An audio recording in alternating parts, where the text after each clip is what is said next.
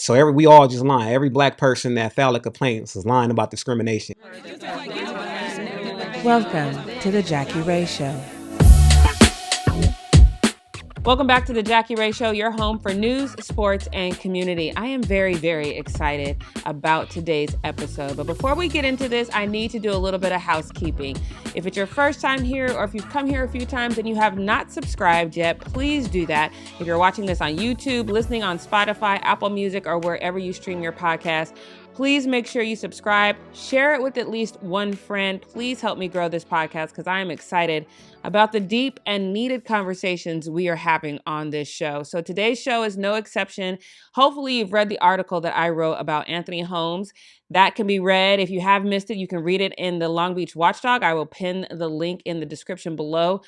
That is an article where we kind of touched on the discrimination that he is experiencing in the Long Beach Refuse Department here in the city that I live in, which is Long Beach. I think discrimination and racism, absolutely no shock to me. I don't think it should be a shock to anyone. If it is, how? But I really don't think it should be a shock to anyone. What is surprising to me and what continues to perplex me is the way that Black people do not stick together. I'm not entirely sure what that is. I've said it before and I'm going to say it again. The only answer to the problems that face the Black community is the Black community. Full stop. There's no other solution that we are going to be able to find that cares about us, is intentional about us, knows what we have gone through, won't say demeaning things like stop playing the victim when there's a plethora of things that continue to happen to us. We're the only solution that we have. Yet when someone is going through something, I don't know if it's a trauma response where we back away, and even though we can understand, we can relate, we might even be going through something similar. We don't want that attention on us. We don't want people to look at us in a negative way to potentially jeopardize our job. But if we really want to make things better for our communities, we have to learn to stick together and step out together in faith and take a risk, because together, it's hard to divide people. It's an easy nut to crack when we are together. It's very easy to keep this system of racism against us because we don't stand together. In addition to that, I think one of the things that I haven't really touched on that I kind of learned towards the end of my time with Anthony Holmes, which again, you can read about him, but also I had Glenn Lasiter, Pastor Glenn Lasiter, who used to work with the Refuse Department, join on this episode. And just the amount of trauma and the emotions that he's still dealing with. And this happened to him almost 20 years ago. I don't think I've really touched on the way that facing racism over and over and over again, how that impacts us long term. And so that's something that I've definitely learned from this podcast that I want to explore and see how we can overcome that. And if that would be the catalyst to help us stick together, I am not sure. But it's definitely something that I want to explore. But without further ado, I want you to hear in his own words, because I definitely took a journalistic approach to telling his story, but I want you to hear in his own words and in the experiences of Pastor Glenn Lasiter, what they have experienced right here in Long Beach in the Refuse Department. Take a listen. You probably know Anthony if you watch City Council, because Anthony appears on a regular basis. I feel like it's been over a year since you started going to City Council. Is that about right? Yeah, it's March 7th of 23. Holy cow, that's a long time. So let's just go back. Let's give you some backstory on who we're talking to today. So Anthony, when did you start working with the city of Long Beach? I started working with the city January 14, 2014. Yeah. Okay. So over 10 years 10 now. years. Well, a little 10 over. years. Yeah, Almost okay. 11 years. Yeah. And what were you doing before you started working with the city of Long I was Beach? doing security. Okay. So what made this job one that you wanted to apply for and get? Well, a lot of my friends already worked in that department. A lot of my friends worked for the city. A lot of my family members worked for the city. So I thought I fit right in. Mm-hmm. You know. And Glenn, when did you work for the city? My career actually started with the city of Long Beach in 1979. Okay. 79, it was a CETA program that, I don't know if you guys have ever heard of that. And then the program came for a couple of years. It goes away.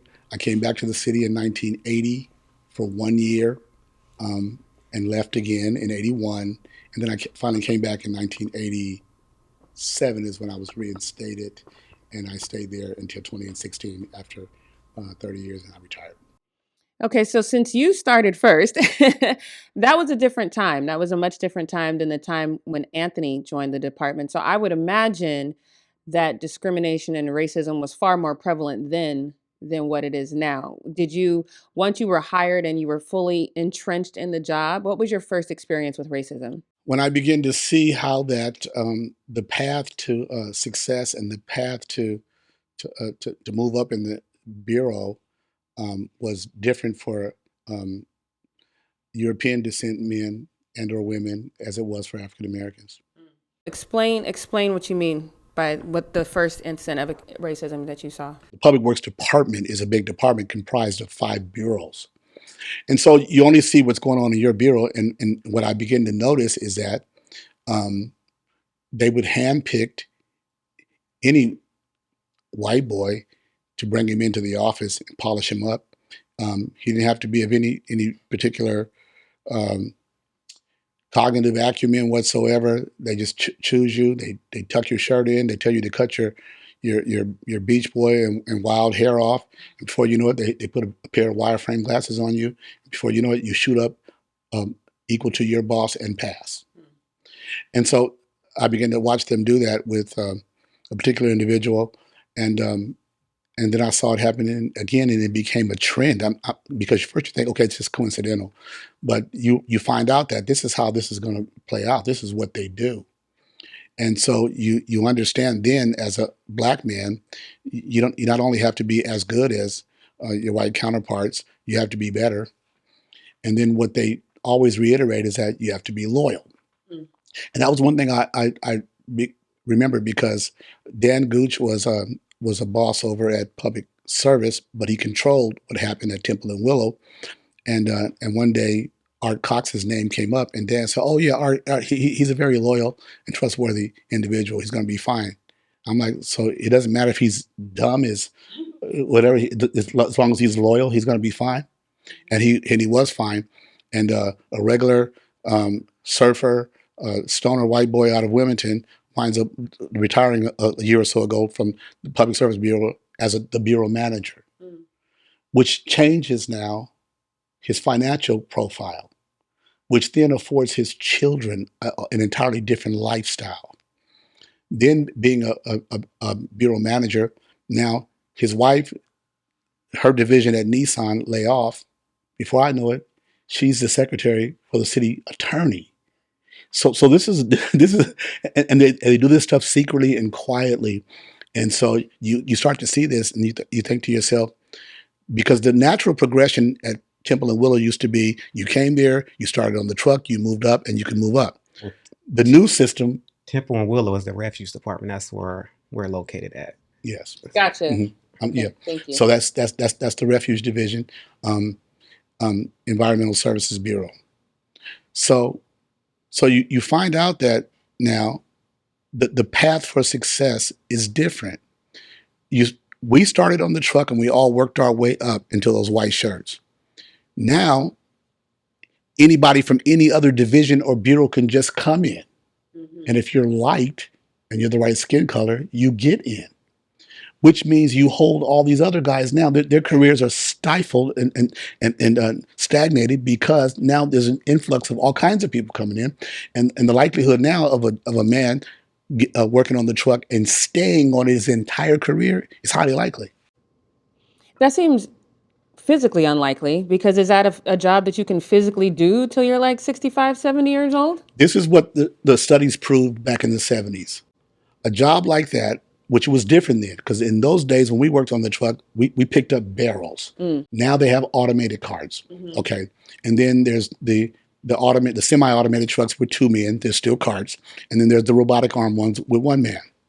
Studies showed that job, when I worked there with barrels, and they still have to move trash bins, it's only designed for you to work on that job 6 years, and after that, your body starts to tear down. Correct. That makes sense. So what Refuge was designed to do is you come in, you get in the city, you get in the system, and after 5 years now, you're vetted.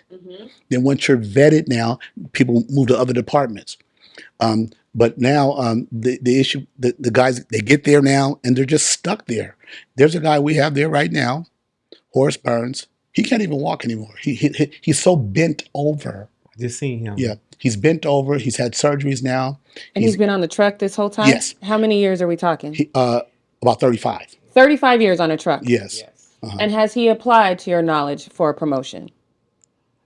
One time they were using him. One time they let him act for a while. They let him act to appease him and kind of let his injuries sort of kind of heal. But he doesn't have, well, academically, he has some challenges and stuff, right? So, but even with his limited education, he could still do a supervisory job, and all it would take At this point. and all it would take is for somebody to give him a nod. Because he was running a supervisor Yes, he position was. for like over a year. Yes, he was. Yeah, right before I left, they started doing that with him. But this is where we get into the economic side of that job, the disparate impact part, where you stagnate communities and families and opportunities for children of color that look like me and you to be able to have things, and now their life becomes limited, and their neighborhoods are confined to a lower grade of education, and it just goes on. But let's break that down a little bit, because when I think about generational wealth, I'm thinking about 𝐦𝐤𝐤𝐬𝐽 and 𝐦𝐤𝐤𝐬𝐽 of money that I can pass down to, I don't want children, but my goddaughter and then her kids, things of that nature.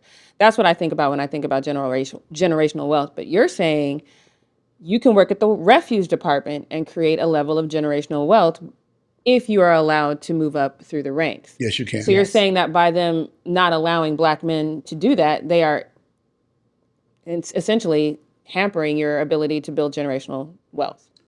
The Black men over the last 55 years, and I did my own study, when Black men or if Black men moved into management, it was at the very tail end of their career. So let's just say you make manager, Jackie, in 2010, and I make manager in 2025. I did make manager. Look how much more wealth that you accrued over the years, and I'm getting it on the back end of my career. And when you come into management, you come in at a lower pay rate. So the very back end of the career, they brought in people like Bernard Covington and Don Hansford at the very back end, Charles Fletcher. Fletcher worked there 40 years and could do any one of the managerial jobs and had a degree as well.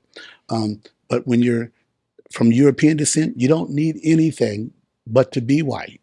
That's all you need. And come here and keep your nose clean. And that's what happens with the generational wealth. So yeah, it's harder. It's an uphill climb. And then the question becomes, why are they so frustrated? You don't think we see what the unfairness and the nepotism and the favoritism? That's an American thing. We're supposed to just appreciate, what's been given to us. Absolutely. And that's something that has bothered me for a very long time, because now when you speak out, it's not about you speaking out, it's about you creating a problem. You're a troublemaker. A troublemaker. So let's move on to you, Anthony. So when was your first experience with racism in the department? My first experience with racism in the refuse department is when I seen a guy by the name of a supervisor by the name of 𝐥𝐢𝐤𝐞. As soon as he made supervisor, he just started coming at me. He runs like just trying to give me more work, and I'm asking other workers in his district, like, did he give you guys work? They're like, no. When he went on vacation in 2022, he comes back, and all the workers is coming up to me like, Anthony, did you see the board? And they know I never go in the break room to check the board. I just come in and I go to my truck. And whoever comes in my truck, we just go do the route. So this day, everybody's coming up to me. I'm like, no, I said, y'all know I don't go up in there. So they got you in the passenger seat. I said, what? So 2020. So wait, so let's backtrack. So at this point, you feel like every concern that you've raised has basically been overlooked, but it's essentially put a target on your back? Is that what you're feeling? Yes. Okay. So when that day, I start calling down to the city hall, the EO department, city manager, leaving voice messages and this and this and that, doing intakes. So they kept me off. When you say doing intakes? Intakes, like when you make a complaint with the EO in a city hall, you do an intake, which is discrimination, harassment, retaliation, hostile environment. That person handles all that. Okay. So I did that. Nothing ever happened. You get a letter in the mail a year and a half later, almost 2 years, stating that we didn't find no hostile environment, no retaliation, no discrimination, none of this. So I'm like, So did they explain, because I'm assuming that going from a driver to a passenger impacts your pay? yes, So did they explain to you why they moved you from driver to passenger? no. He No one did it ever because he explained it. wanted to And and that he could. they can just do that? They can do anything they want in that department, because when you make a complaint in that department, which is the head managers, they make sure it don't get to City Hall. If it do get to City Hall, it gets to the city, and it gets to the city manager and his administration. If it's big, something big, they'll make sure it don't get to council or the mayor. But it's like the goofiness starts from the top, from councils all the way down. Now that I done figure out the system, they're all in cahoots with each other. Like, it's like when you making a complaint and you got people that's telling you, oh, or if the only reason why I made your investigation a priority is because I knew it was going to go to Ramon Garcia. All he was going to do was kick it up to Eric Lopez, and Eric Lopez was going to send it up, and it was going to come back down. So I did that to cover me. This is what the person's telling me. So you only did that to cover your ass, because you knew what he was doing to every black employee, not just in the refuse department, but across the whole city and other departments that made complaints. I'm just one of the employees that stuck with it and didn't get discouraged and kept fighting and fighting. So how many complaints have you made, roughly? It's been a lot, I know, but Probably over 10 complaints.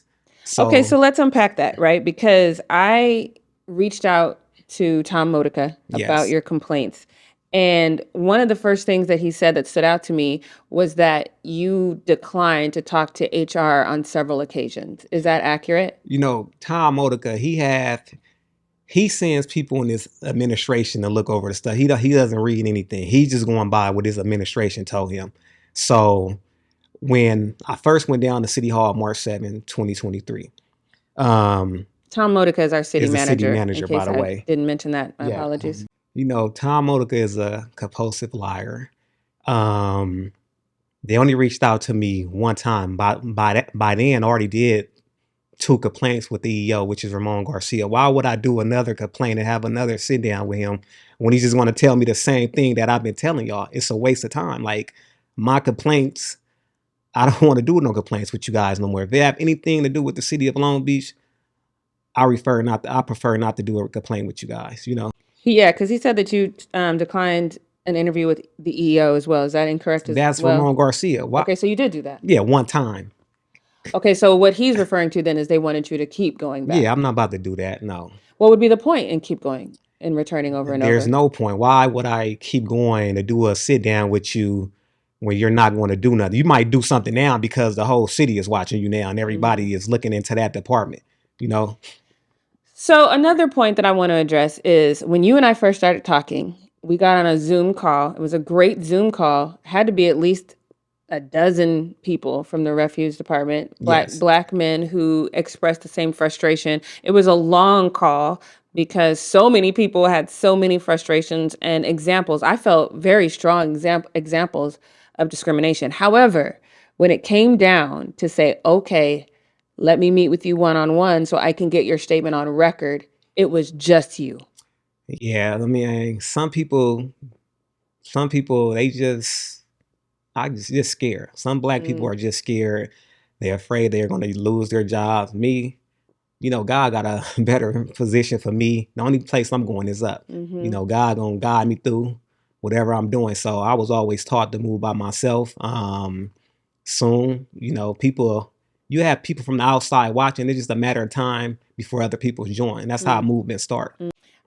And Glenn, I want to go to you on that because I feel like that's the narrative. It's always one person who has to be the sacrificial lamb, if you will, and speak up.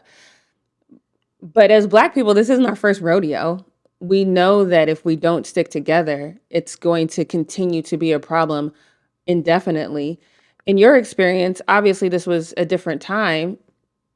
Was it even harder then to get other Black people to stand with you and raise their voices about their experiences? Well, at the end of my career is when I exposed the city at the state level. And because I was a supervisor, I had access to our email system. So everything that I complained about our bosses, I sent them directly to the city manager, directly to the mayor, and I CC'd my boss so he could see them. I did this so that they could see. I'm not doing this behind this man's back. Right. I want him to see this, and when he sees this, can he then refute it? And he couldn't. Now, to what Anthony said. So all I needed, and I was alone, Jackie, all I needed was some supervisors to say, yeah, good. Now they all would pat me on the back behind my, oh, that's good, man. We saw the email, because I would send it to everybody in our bureau, all the supervisors and RFIs, and then send it citywide. People like Reggie Harrison. Who is Reggie Harrison? He's the highest black official we ever had in this city. Oh. He was the deputy city manager. They were about to cut his position out. A black organization in Long Beach came against City Hall to save his black behind. And they kept his position, but they moved him out of City Hall and sent him over to the airport. And then they had him managing 2 bureaus. Okay. Now, so Harrison, people like him, people like Rex Richardson, they do us no good, Jackie. They're just token Negroes with those suits and ties on in them big offices. They do us no good. Okay, well, let's if we're gonna get into that, let's get into that, right? Because here is the bigger problem. Yes, there's discrimination in the refuse department. I totally believe you on that. Too many people have come to me, even though they're not willing to go on record. Too many people, and once you have the same story over and over again with black men getting looked over for promotions, getting demoted for no reason, obviously there's a snake in the farmhouse, right? So you can no longer overlook that. The problem that I have, though, is, again, I've said this before and I'm going to say it again. I probably couldn't have said this on my last platform, but this is the Jackie Ray Show, so I could say it here. The problem that black people are experiencing is black people do not stick together. To your point, when you say Rex Richardson is not for us, Rex Richardson is in a system that always has been designed to overlook us. So I don't understand why people think that just because somebody is black in a political system that they all of a sudden care about black people. I think it's easier to assume that. I think it's comforting to assume that. I think you would want to assume that, because there's no black person who doesn't understand the plight of the black man and the black woman. It's just not a thing. But can you really expect him to be different? No, but what City Hall does, though, here's what they do. So when they put that black face there, now City Hall says to the state of California and the nation, see, we are fair. And that's the comeback. And so when I had to fight against the bosses and the powers that be, I had to do it alone, Jackie. And I was grateful that I was nearing the end of my career. Because you filed a lawsuit, right? Yes. And what year did you file your lawsuit? Well, I filed 2, and I won 1. 2013, 14, 15. I knew I was approaching retirement age. I knew my kids now were adults. I knew my wife had a nice job and with a good pension. So I had to roll the dice, but I didn't intend to retire, but I knew if I had to, I would, because I knew the kind of pressure that I'm going to put on them, they're going to do what's called, I found out the term of it, constructive termination, which means put enough pressure on me to pressure me out. So, and we talked about that, Jackie, before. They gave me the longest suspension in city history. They don't suspend people for 5 weeks. If you've done something that egregious, they fire you and say try to get your job back. So with that said, that's what I had to deal with. Only one black man at that yard stood with me, and he knew. And I asked him. I said, Eric, you know what this is going to do to your career? He said, I know it, but I'm sick of it too, Lasiter. And he's a real quiet, very, very mellow guy. Yeah, he's quiet. But he stood with me. He stood with me and did what he could. And of course, I'm 5 years older than him. So I retired out, but with this constructive termination, and he had to stay. And he suffered the rest of his career there till as soon as he turned 55, he left. And he suffered because of his allegiance to you. Oh, absolutely. Absolutely. So what it is now is you got blacks, and you got blacks who say a lot off record, and you got blacks who sound bold and sound tough until the rubber meets the road. And that's why I admire this young man so much, because he knows what he's got to deal with. He's prepared, and he's not close to retirement age, but he's prepared to do what he can. with the strength that he can to expose the city of Long Beach. This is not just public works. This is not just the every environmental. department. This is the city of Long Beach. It's what they do. But again, I'm not disputing. And the reason why it would be impossible for me to dispute that, because my number is floating around Long Beach. I feel like everybody black knows somebody who got my number.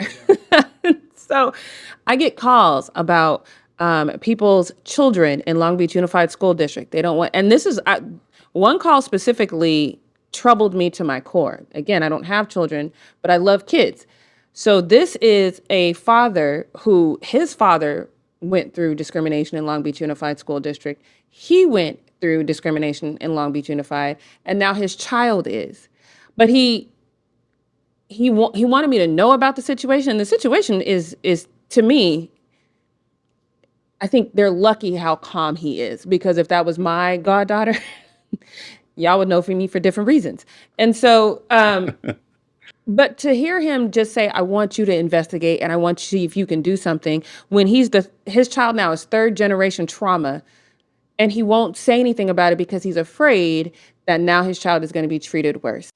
It's the same thing happened to me. I'm glad you brought that up, Jackie, because I had the same thing with Long Beach Unified. And my wife worked for him for 35 years, but they didn't give a doggone about her working for me. My second son had issues where these teachers were discriminated against him at a school that my kids lived out of the district, so they had special transfers in. And when you come in like that, they tell you, all right, listen, their conduct has to be A1 because they're not supposed to really be here. I pay taxes in the city like anybody else, and my wife has worked for you guys for 3 decades at that point. And they so that we had this compromise. They had just built Colin Powell, so I took him out of Hughes, a predominantly Jewish neighborhood, upscale, and I put him in Colin Powell, and that's how we got him through. But back to 𝐦𝐤𝐤𝐻. He came here from Venezuela, couldn't even speak English good. Still can't. But he lived next door to an old boss, Dan Gooch, Huntington Beach. When he came here, he had a degree from Venezuela, but the city wouldn't acknowledge it. He was still a minority. He might have thought he was a white boy, but he wasn't. So Dan Gooch pushed to get him hired there. Our bosses wouldn't even take Gooch's calls. Gooch knew me personally. He used to invite me to his house so we could have at least one Negro up in here. and I'm serious. And he invited me more than once. And so twice I went to his 50th birthday, and I went for another occasion there. And so Gooch would call me, Glenn, would you tell 𝐥𝐤𝐤 to call me? I'm like, all right. So I go tell Jim, your old boss is hitting me up. And so finally they got Edgar in as a non-career. But that degree wouldn't work here in the U.S. But they said, don't worry. You're Gooch's neighbor, don't worry. He shot up so fast, Jackie, to be a supervisor. He didn't know anything about this city. He can't pronounce half the streets in this city's name. He doesn't know about refuge. One thing, you know, Duncan, this refuse operator. Duncan George? He's now in parking enforcement. He scored the highest on the test, and they made sure 𝐦𝐤𝐤𝐻 got put above him. And what did he do when that happened? He filed a lawsuit.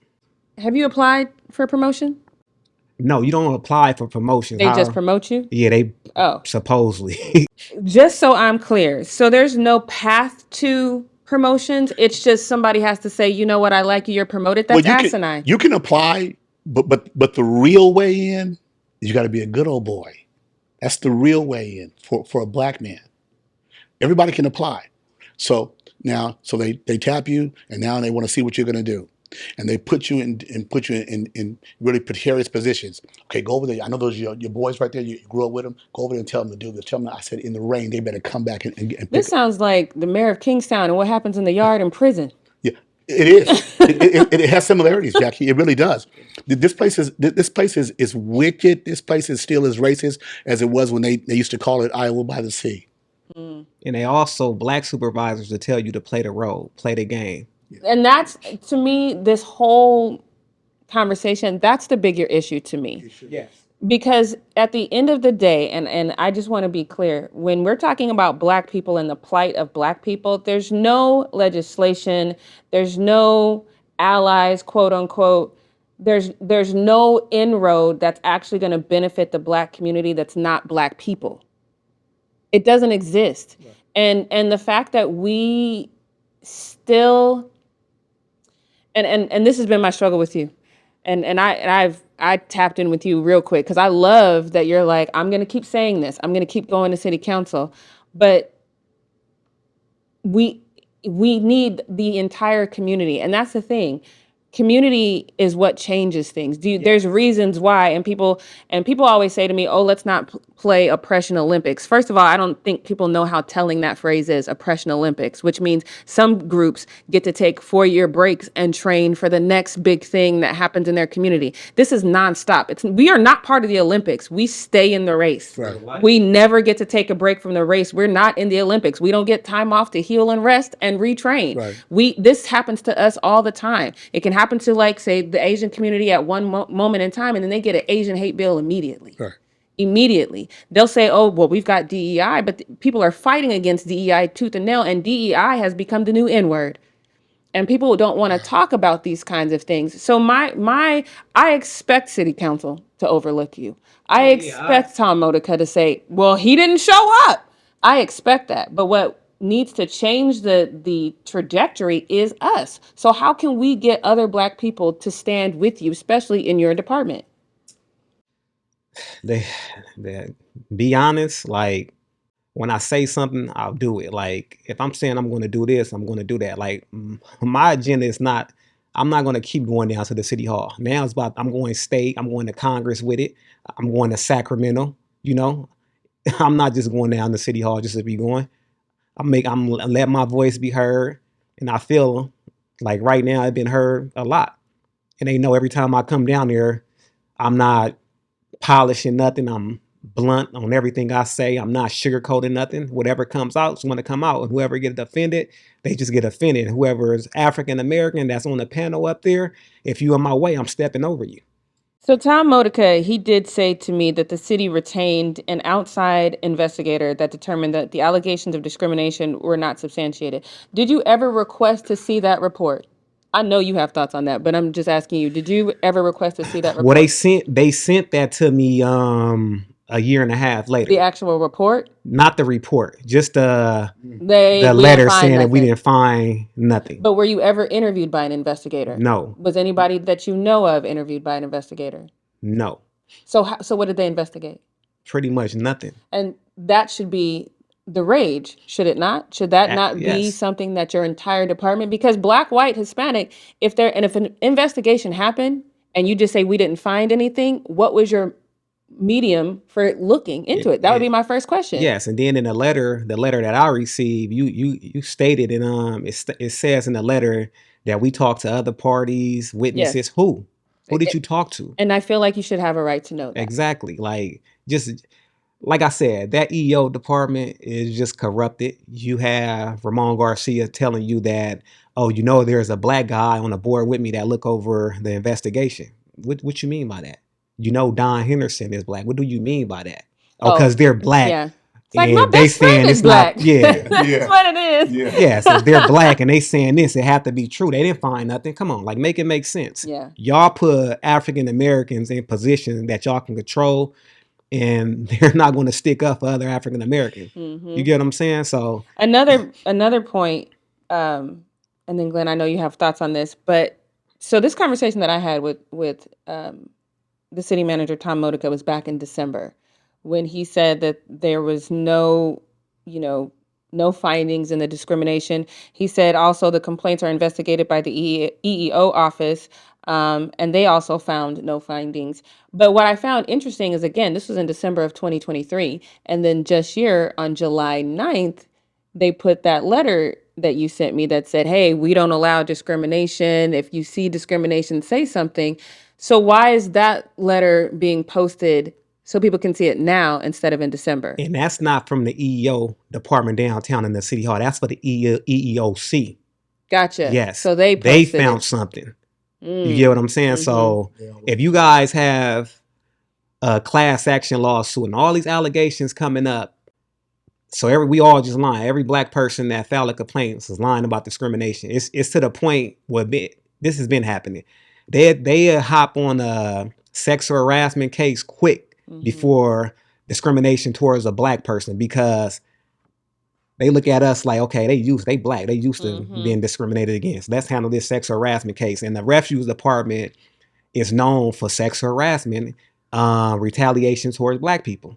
You know, and then you give these supervisors and managers chances after chance. You give them an option to retire, but if an employee do something, we just get fired. We don't get that same option that they got. Like if you do the history and you go back and look at the refuse department, damn near every manager that has that done sexual harass someone. And then the people that they sexual harass, they're now working at the city hall.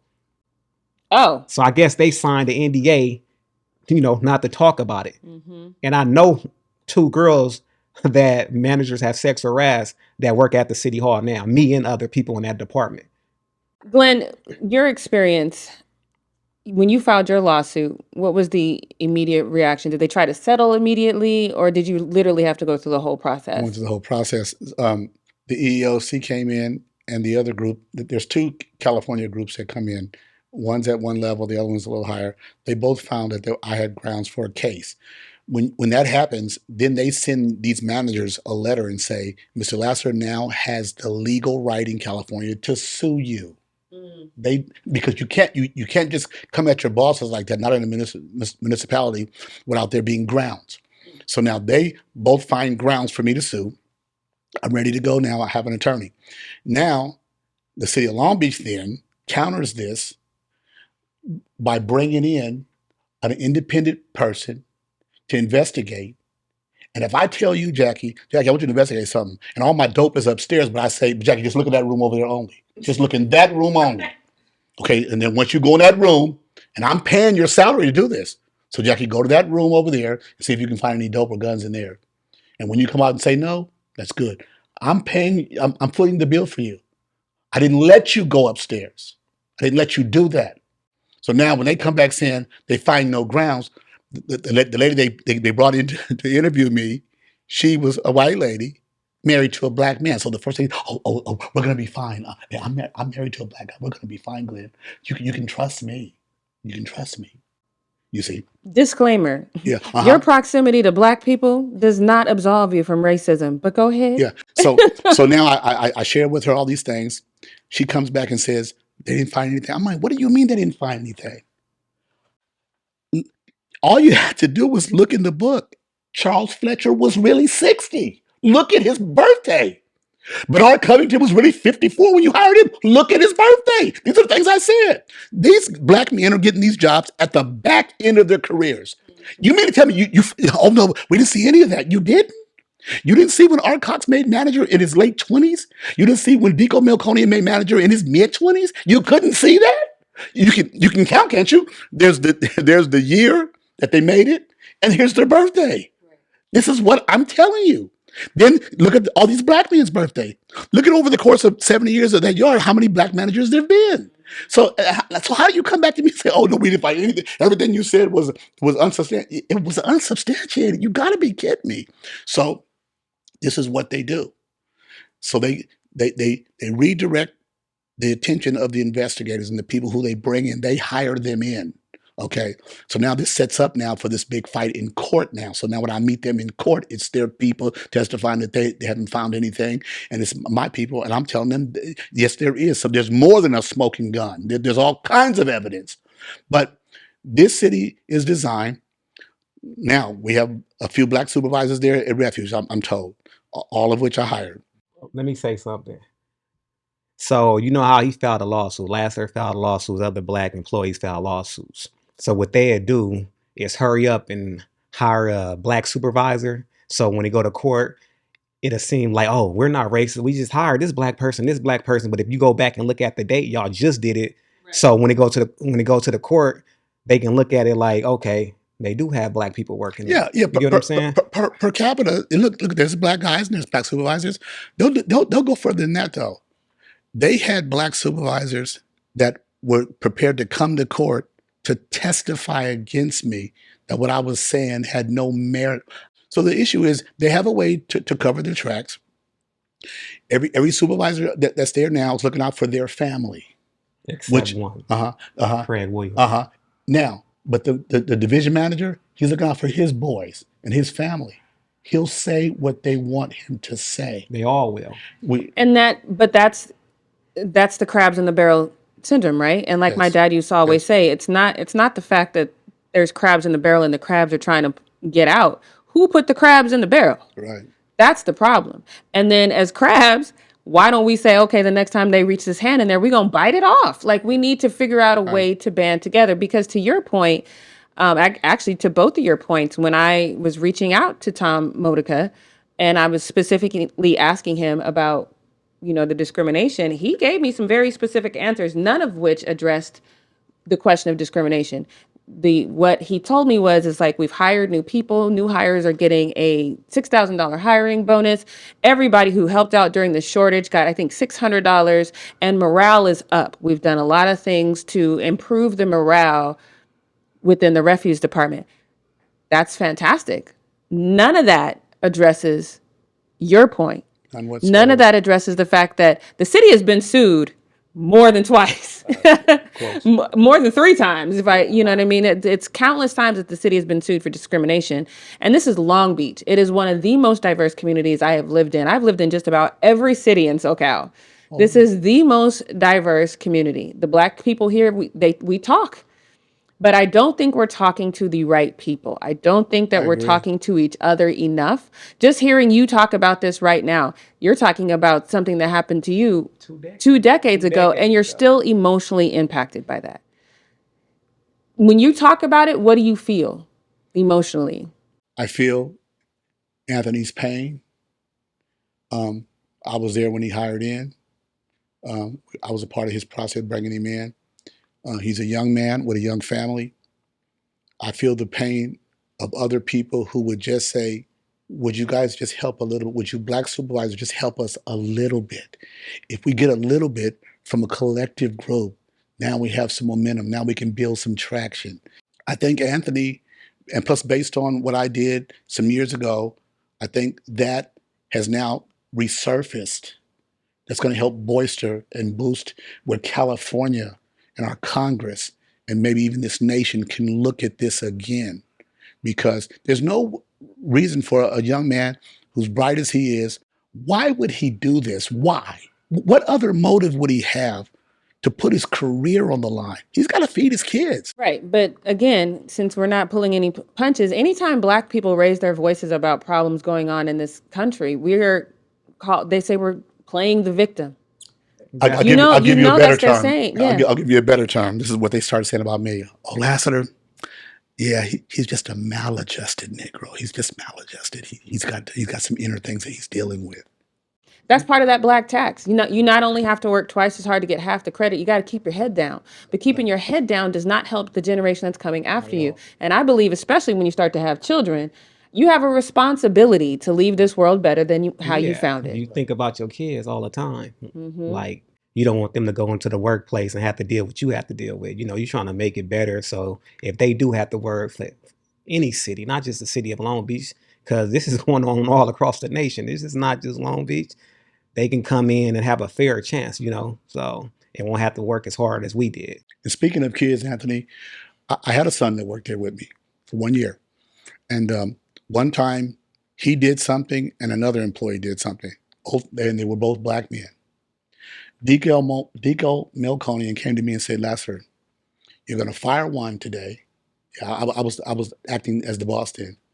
You're going to fire one and you're going to suspend one. I'm going to let you choose which one you do. Was it a fireable offense? Well, they were both non-careers. Yeah, non-career, you just let you go at any time, So yeah, you're unprotected. You're at the will of the boss. So based on how egregious they were, I fired the other kid and kept my son. But watch this dichotomy. Now you owe me. I'm like, I don't owe you nothing. So since I wouldn't pay what I owed, when his evaluation came around, they got rid of my son too. Oh yeah, they hire investigators, private investigators to follow you around on your route and everything, like they did one of the supervisors. I'm not going to say his name, but they followed him around for about 5 weeks? 5 weeks? Was it a Black supervisor? Yes. So, and again, I know you've got some plans, which I want to touch on. But I think, again, for me, the bigger issue here is not the discrimination. Unfortunately, as long as we're Black in America, you can just expect that it's going to happen at some point, especially when there's no sort of protections in place to prevent it. Because like what you're experiencing, once you say this is what's happening, the powers that be are going to be like, oh, he's lying. And then now what you need is people to back you up, but people are scared. But they know I'm not lying. Because it's been Of course. conversations behind closed doors when you have city council members agreeing with other workers. Like, yeah, we know I've this. been privy to you some know? of those conversations. Wow. But what I'm saying is this is the image that They'll sweep it under the rug for the Yes. public. to Yeah, make, and I you guess know, that's paint what- that picture. that's more of what I'm trying to convey. If you are Black in this country and you have been discriminated against, and you can't remain silent, you have to join forces and you have to use your voices together, because otherwise you're sending your brother or sister out there on an island full of piranhas and bears and anacondas. like they're gonna just eat that person up. Our best chance of succeeding on any front is us. And that's the message that I want to get across. And on top of that, just sitting next to both of you, and I know I asked you, but like you emotionally, you've been doing this for a long time trying to raise awareness about this. How are you feeling emotionally? You know, I go to the gym, you know, for self-care. That's my free space, you know, just work out, clear my head. And then when Tuesday come, I'm back on them. I'm not going to no Taco Tuesday, none of that. Y'all gonna hear my voice until I decide to stop. So what's next as far, because that's the other thing. I know when you go into city council, I sit back. Sometimes I don't even think people know that I'm there. I just come in kind of late, sit in the back of the room. I see the faces of the city council members change when your name is called. Yeah, it's like, because they know what I'm coming to talk about. Every time I go up there, you know, when you sign the postcard, you have to Yep. put what you're talking about. So I write discrimination and retaliation. I've been doing that for over a year. And that's what they know that I'm coming. So now when I go up there, someone put their heads down. Like if it was like my first time going, I'll get discouraged because I'm like, they not listening to me, but y'all hear me. So I'll never let them derail me of what I came to do, you know. Do you think there's ever going to come a time when going to city council leads to a result of somebody taking you seriously and doing a true investigation into the refuse department? I mean, hopefully, but like I said, you have to go over their heads. You have to go over their heads because they're going to sit back and play games and play games. And when they do that, it just add fuel to my fire for me to go to Sacramento and do this and do that, you know? Right. So Is that what your next step is? I believe so. Soon. Actually, as soon as possible. And what would the end goal be? What would you both want going through what you've gone through? What would you want the end goal to be for, like you said, not just the city of Long Beach and the refuse department, but nationwide, where Black workers can feel like they can go in and if something does arise or when something arises, they will be heard and their complaints will be taken seriously? What I want the Anthony Holmes Act. The Anthony Holmes Act will be a department just for African Americans. So we won't have to go to personnel, HR, EEO to file complaints. This would be a department just for us. They'll take complaints serious. They won't play games with us. And this, like I said, it won't be just for city workers. It'll be for non-city workers with regular jobs across the whole nation. So that's my goal in the future. That's a great goal. It's lofty, but it's a great goal. Yeah. Glenn, what about you? This country, I don't care how old this country is, we are still, it's just, they have a better way to flavor it and color it, but it's still there. Racism is still alive and well. We're not playing the race card. It has stayed on the table. It's still there. It never went anywhere. We don't have to play the card. It's not and when you play cards, you're playing a game. This is no game. real This life. is people's lives. This is their future. This is their kids. This makes or breaks where they can live and raise their young Black men as he's raising them. What neighborhoods he can put them in, what opportunities he can afford them. And so the inference here and the what's at stake here is far bigger than just the environmental services. But although it starts at levels like that, it needs to be addressed. That's really what I wanted to touch on today. Make sure you check out the Long Beach Watchdog or 𝐥𝐤𝐤 TV for the article that's going to go more in depth on the situation that's facing Anthony and what Glenn Lasiter went through. But I still think at the end of the day, And mainly because I get so many calls. I love it. I love that y'all call me. Keep calling me, but you have to be willing to go on the record. If you are experiencing something that is racially motivated, you're not the only one. So you have to be vocal about it. You have to say something about it. And all of you guys as a collective need to use your voices and let's go get this, but at Yeah. the end of the day, I've said this before and I'll say it again. As far as Black people, we are all we got. That's it. Because if you turn your back on Anthony, if you turn your back on Glenn, if you turn your back on me, you're turning back on an opportunity to make change. And that's what we need. And that's the more I dug into it, because I was going through the emails and stuff that you sent me, and that's the thing that just kept coming to my mind. It's yes, it's about the racism and the discrimination and not being able to get promoted unless you're the good old boy or the good Negro or whatever. Yes, it's about that, but it's about that it's not just happening to you, and it should be an easy egg to crack if we all try to do it together. Absolutely. Yeah, if they do something to one of us, they do it to all of us. We all Exactly. move at the same time. That conversation was so fun for me because sometimes it's just great as Black people to sit down and have Black conversations. And I never shy away from Black conversations. I don't care what ethnicity you are. If you are watching this, if something triggered you, that's between you and your God. I very much love having Black conversations with my people and figuring out how we can move forward together. That's not to say that I exclude anyone from the conversation. I'm just saying, again, for us, I do believe our only answer for us is us. So I would like to encourage you, if you currently work in the refuse department and you are a Black man or a Black woman and you have experienced racism or sexual assault or sexual discrimination, if you're a woman, anything like that, please contact Anthony Holmes. Because I'm telling you, this is just going to be a perpetual problem until a group of people, not a class action lawsuit, that's happened in Long Beach before, it will happen in Long Beach again, but I'm saying stick together publicly. Instead of Anthony going down to city council week after week alone, show up in numbers. Because I'm telling you, that is what moves the needle. The squeaky wheel always gets the oil, but one person squeaking is not enough to do it. So if you are experiencing that, you can reach out to me. His handles are all going to be in the description below, so you can reach out to Anthony Holmes as well. But you guys really need to stick together and be an example for people in other situations to stick together as well. You can be a catalyst for change, and I hope you take the challenge. Until next time, remember, life is short, so make it good.